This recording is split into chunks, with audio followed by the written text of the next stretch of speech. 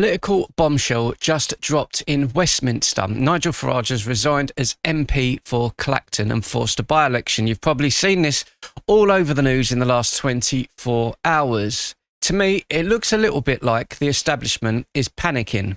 Today, I will resign as a Member of Parliament for Clacton-on-Sea, thereby forcing a by-election. So unless you've been living under a rock, ladies and gentlemen, yesterday Nigel Farage went nuclear against the full-blown media and political establishment and went on the attack.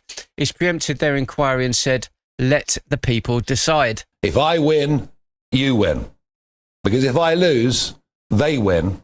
And we will never, with the two old parties, get the type of fundamental change that we need to fix broken Britain. So here's the plot twist with all of this. The establishment didn't see this coming. Labour, the Conservatives, the Liberal Democrats, they had no idea that this nuke was going to drop. They're all refusing to stand a candidate, believe it or not.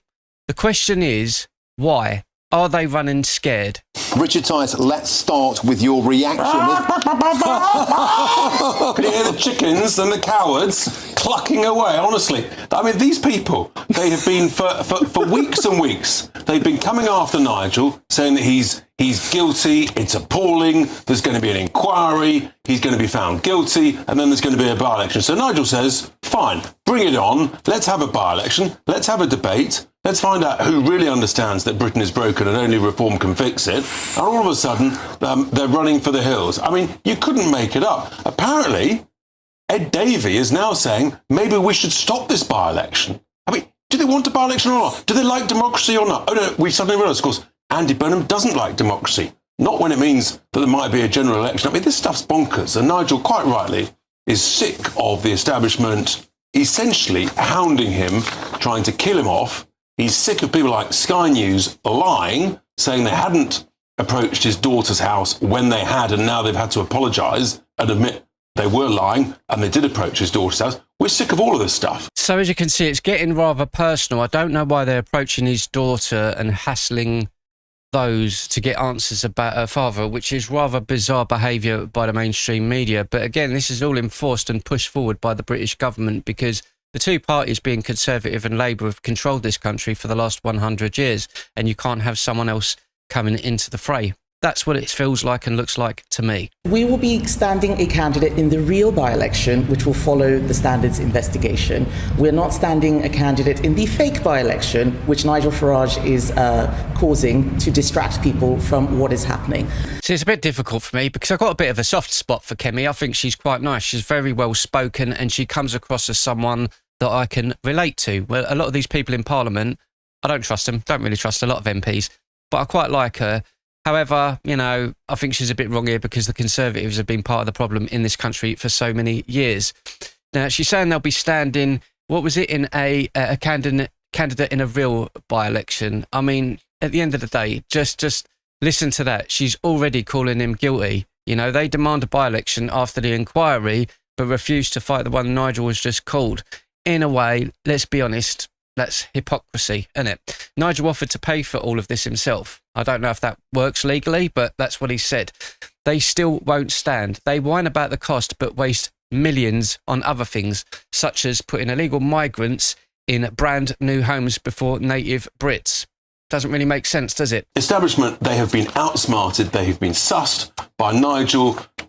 We're sick of it. We're sick of the hounding. We're sick of the law-breaking going on amongst the establishment, including, it's been revealed today that the National Crime Agency, they have given copies of my company bank statements from two separate banks, private conversations between me and my bank managers. The National Crime Agency has literally committed its own crimes by giving all of those details to The Guardian because they're trying to do us in, and we're saying we're sick of it, we've had enough of it, we're not tolerating it any longer. It seems to me like they want to drag this inquiry out for months with a sword swinging over his head. Nigel said, no, publish everything now, make the ruling quick and let the Clacton people vote.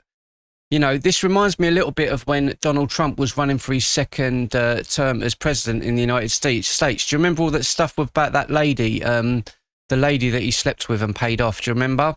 And you go, well, okay, it's bad and everything else. But it was an attack on him because they just don't want the person, so they will dig up. It's dirty tactics. They're all at it. All parties do it. This isn't a stunt. This is leadership, trusting the votership, in my opinion, instead of the Uni-Party establishment who hates him. Let the people decide, even though this investigation does go ahead. I don't think anything is going to come of it. You know, I really don't think anything is going to come of it, but it's just about bashing, trying to derail what reform has been growing. So that all you good folk in the media can say, oh, naughty, naughty boy, there's an inquiry overhanging your head. There's an inquiry overhanging your head. Oh, dear. Actually, he could make that ruling. He can make his decision in the next 2 weeks. And then actually we've got everything before the by-election. I mean, good games, quick game. Okay, so come clean, publish it all now. Publish every single payment of £300 in that 12 months before the July 2024 election. I would say the same then about the Labour Party and all the money they've taken over the last 100 years. Are you really expecting the general public to believe that Labour, the Conservatives, Lib Dems and the Green Party haven't taken funding? Maybe that's something that we should be looking into next. Where is the money coming from? Really?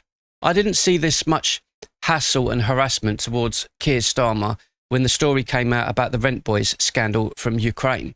I don't remember him personally being attacked or his wife and his children when there was connections to Jeffrey Epstein. Now, if I look at this from an outside perspective and I go, maybe Farage has taken dodgy money, I don't support it. Of course, if he's done it, then he's got to be removed, right? That's one side.